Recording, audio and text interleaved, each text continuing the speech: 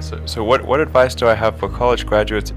Certainly, I'd invite you to apply for a job at SolarCity or Tesla or SpaceX. And if not, then if that doesn't work for whatever reason, then apply to jobs at other companies in that arena, or try starting a company. If you study engineering and you figure out how to design new things, then it's relatively easy to start a company. You just need to get a few like-minded people with you. Although I have to say that the space business is quite hard to start a company in the space business because it's such a capital-intensive business. So it may be better to do something in solar power, or if you're going to do it in cars, do it as kind of a component supplier for cars or something like that. Musk has college degrees in business and physics, but SpaceX is his first venture in aerospace. How did you get the expertise to be the chief technology officer of a rocket ship company? I do have a physics background. That's helpful as a foundation. And then I read a lot of books and talked to a lot of smart people. Don't just follow the trend. You may have heard me say that it's good to think in terms of the physics approach, or first principles, which is, rather than reasoning by analogy, you boil things down to the most fundamental truths you can imagine, and you reason up from there. And this is a good way to figure out if something really makes sense, or if it's just what everybody else is doing. It's hard to think that way. You can't think that way about everything. It takes a lot of effort. But if you're trying to do something new, it's the best way to think. And that framework was developed by physicists to figure out counterintuitive things like quantum mechanics. So it's really a powerful method. And I want to know, what is the one thing that has surprised you about your life? Well, I'm surprised by the whole thing, honestly.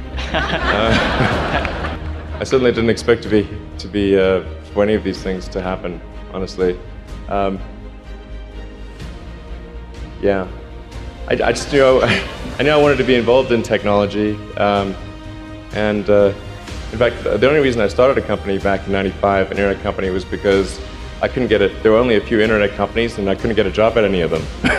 So I tried to get a job at Netscape, and sent my resume in and tried hanging out in the lobby, but I was too shy to talk to anyone.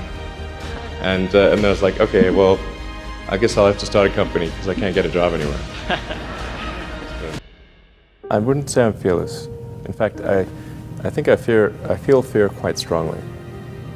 But if what we're doing what I'm doing I think is important enough, then I just override the fear. Mm-hmm. So, but it's not as though I feel like more strongly than I would like. What drives you? What is it that when you wake up in the morning, do you see a problem and you want to solve it? The thing that drives me is that I want to be able to think about the future and feel good about that. That we're doing what we can to have the future be as good as possible. To be inspired by what is likely to happen, and to look forward to the next day. So that's what really drives me, is trying to figure out how to make sure that things are great and going to be so, and that's the underlying principle behind Tesla and SpaceX. Is that I think it's pretty important that we accelerate the transition to sustainable generation and consumption of energy. It's inevitable, but it matters if it happens sooner or later. And then SpaceX is about helping make life multiplanetary, and doing what we can to continue the dream of Apollo, and ultimately make a contribution to life becoming multiplanetary. Well, let's talk a little more about that. I think everyone is very interested in that when you say making life multiplanetary. Yeah. That's exciting. It is exciting. So what's your vision there? You know, I think, you know, particularly for Americans, you know, like think about America is a nation of explorers. People came here from other parts of the world that, you know, chose to give up the known in favor of the unknown. So I think exploration, like I think the United States is a distillation of the human spirit of exploration. So that's why it appeals to Americans so much. You know, you can see this when, say, there was a shuttle tragedy and 7 people died, and that's terrible. But you know, a lot of people die all the time.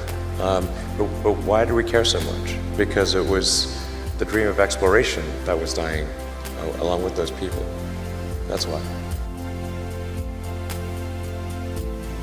I mean, I thought both Tesla and SpaceX would fail at the beginning. You saw it? Yeah, sure. Really? Of course. But nevertheless, you put all your money in that.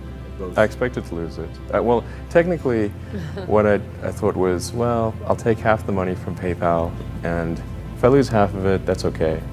But then, of course, the companies encounter difficulties, and then have a choice of either let the company die, or put, you know, all the money into the companies. And so I really didn't want the companies to die, so I put all the money in the companies. Yeah. And then I had to borrow money from friends to pay living expenses. Yes. You know, it's just looking just for evidence of exceptional ability. And if there's a track record of exceptional achievement, then it's likely that that will continue into the future.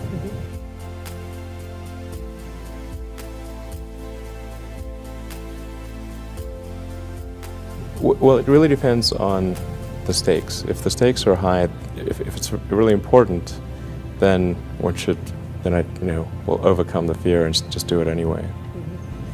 But essentially, I mean, I just drive overrides fear, but I feel the fear. It's kind of annoying. I wish I didn't. Okay. I wish I felt it less.